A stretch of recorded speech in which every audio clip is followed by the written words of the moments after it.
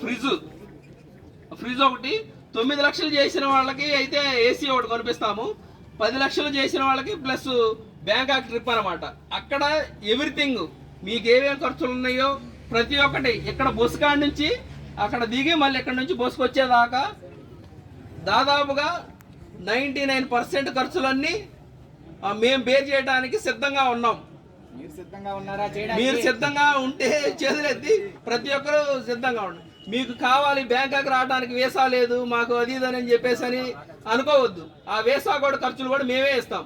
మీరు ఏదైతే సపోర్ట్ చేయాలనుకుంటున్నారో సేల్ చేసి సపోర్ట్ చేస్తానని చెప్పిన వాళ్ళు ప్రతి ఒక్కళ్ళు చప్పట్లు కొట్టండి. మేము సపోర్ట్ చేస్తామన్న వాళ్ళు